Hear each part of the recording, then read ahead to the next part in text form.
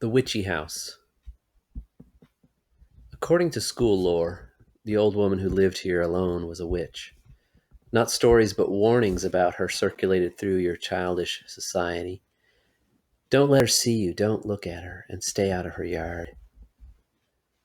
You walked along Washtenaw Avenue every school day, 2 round trips a mile each way. Every block, every house, every tree became as familiar as the hallway outside of your bedroom.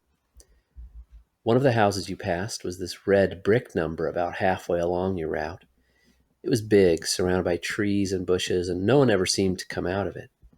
It looked pretty, like a house made of gingerbread and candy, and the fence surrounding it seemed ancient and forbidding.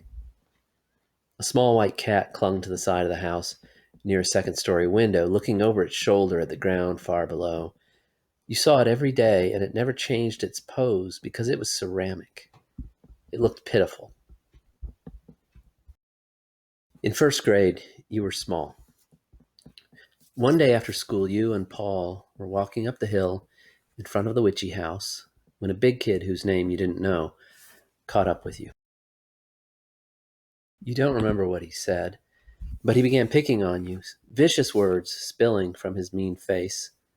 Paul told him to stop, but instead of stopping, the big kid pushed you to the ground. He kicked you and hit you with a stick. You cried, curling up in a ball on the narrow strip of grass between the sidewalk and the fence. The fence is gone now. Decades later, it was fashioned from rough pickets wired together with no gaps in between, the wood weathered gray. It looked like a fairy tale fence, the kind meant to keep children away from a witch's house. I'm going to throw you over the fence, the big kid screeched. But he could not actually throw you over the fence. Instead, he pushed you up against it and thrust you upward until you tumbled over into the long grass on the other side. Blind with tears of terror and rage, you scrambled to your feet and staggered to the gate. Paul helped you open it and come through before the witch could notice. By the time you got back to the sidewalk, the big kid was trotting up the hill, his very gait conveying amusement and self-satisfaction. Powerless, you clenched your fists and screamed into the sky, lauding the biceps of your big brothers and your father, vowing that they would avenge this injustice. At home, you went first to your brother Preston, who was 3 years bigger than your attacker.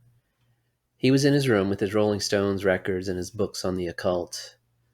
Preston got in trouble for cigarettes and long hair all the time, but when you told him what had happened and asked him to beat up that fifth grader, he said no, he'd get in trouble. You didn't think getting in trouble bothered him. You tried Matt next. He was on the high school wrestling team, and sometimes he let you hang from his strong arms. It would have been easy for him to pound your attacker into the ground, but he said no without looking up from his math homework. A couple of hours later, all 9 of you sat down to dinner. Halfway through, you finally had the courage to call out to Daddy way down at the other end of the table. Daddy was even taller and stronger than Preston and Matt, and you imagined how terrified your bully would be. 8 faces turned your way as you told your story, concluding with, "Will you beat him up for me?" Everyone laughed, and you understood that you would walk past that pitiful cat on the side of the witch's house 1,000 times, reminded again and again of your humiliation.